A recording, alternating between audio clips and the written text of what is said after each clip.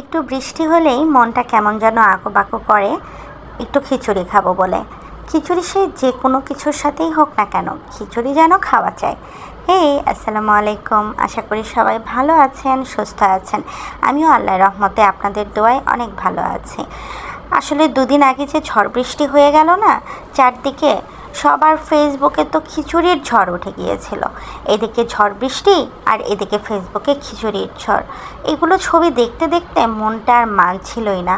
দুপুরে আমার খাওয়া হয়নি, আমার শরীরটাও সেদিন খুব বেশি ভালো ছিল না। আমি দুপুরে খিচুড়িটা রান্না করতে পারিনি, তো আমি রাতে রান্না করেছি। এদিকে আমার মার বাসাতেও সমস্যা ছিল, ঝড়ের জন্য কারেন্ট ছিল না, তারপর নেটওয়ার্কের সমস্যা ছিল, পুরো নেটওয়ার্ক অফ ছিল, কারোর সাথে যোগাযোগ করতে পারছিলাম না, মনটা খারাপ ছিল। আবার হচ্ছে আমার ছোটো বোন থাকে চিটাগংয়ের যে অবস্থা, ওর এদিকে পানি ছিল না, কারেন্ট ছিল না, খুবই খারাপ অবস্থা চলছিল। তো এই জন্য আসলে সব কিছু মিলে ভালোও লাগছিল না। তারপরেও ওয়েদারটা যদি একটু এরকম হয়, বৃষ্টি হয়, কেন যেন বুঝি না, খিচুড়ি যেন খেতেই হবে। তো যেমন ইচ্ছা হলো পোড়া করলাম ইচ্ছাটা, কিন্তু মনটা একটু খারাপ নিয়েই পোড়া করেছি।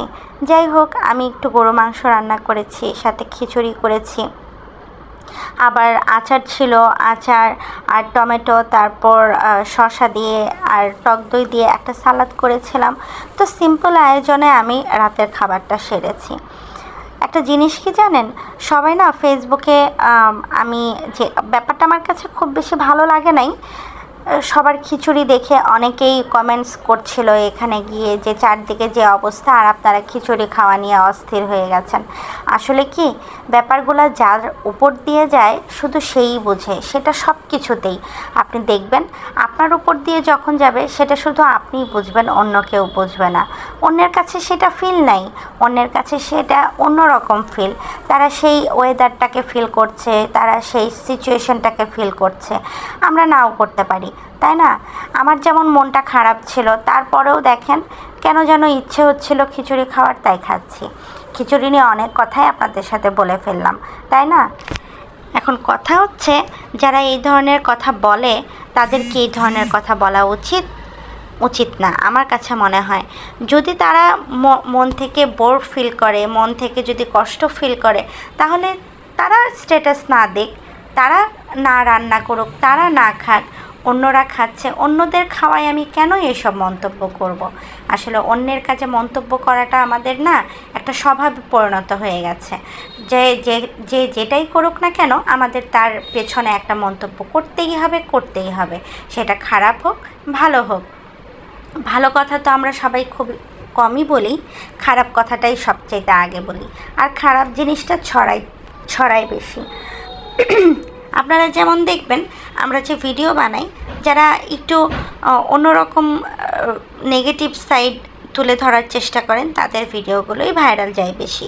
আর যারা ভালো মানের ভিডিও তৈরি করছে, তাদের কিন্তু ভিডিও খুব বেশি ভাইরাল যাচ্ছে না। তো ওইটা ভেবে কি আমরা বসে থাকবো? না, আমরা যারা ভালো কন্টেন্ট ক্রিয়েট করছি, আমরা তারা ভালোটাই করব। অবশেষে কী হবে জানেন? ভালোটারই জয় হবে। সো এটাই বলছি, পরিবেশ পরিস্থিতি যেমনই হোক না কেন, অন্যের কোনো কিছুতে আমাদের আজে বাজে কমেন্ট না করাটাই খুবই বেটার হবে। তাহলে আমরা ভালো মানুষ হিসেবে পরিচয় দিতে পারবো, ঠিক আছে না? আমার ভিডিওটা আপনাদের কাছে কেমন লাগলো অবশ্যই কিন্তু জানাবেন। আর ভিডিও যদি ভালো লাগে অবশ্যই কিন্তু লাইক, কমেন্ট, শেয়ার করে দিবেন। আর ইউটিউবে যারা দেখছেন অবশ্যই কিন্তু একটা সাবস্ক্রাইব করে দিবেন। আপনাদের সাথে আমার আবারও নতুন কোনো ভিডিও নিয়ে দেখা হবে। সে পর্যন্ত আপনারা ভালো থাকবেন, সুস্থ থাকবেন, নিরাপদে থাকবেন। আল্লাহ হাফেজ। আর অবশ্যই কিন্তু আমার জন্যও দোয়া রাখবেন, আর আপনাদের জন্য আমি অবশ্যই দোয়া করব। ফি আমানিল্লাহ। আর আল্লাহ আপনাদের সব সময় ভালো রাখুক। আল্লাহ।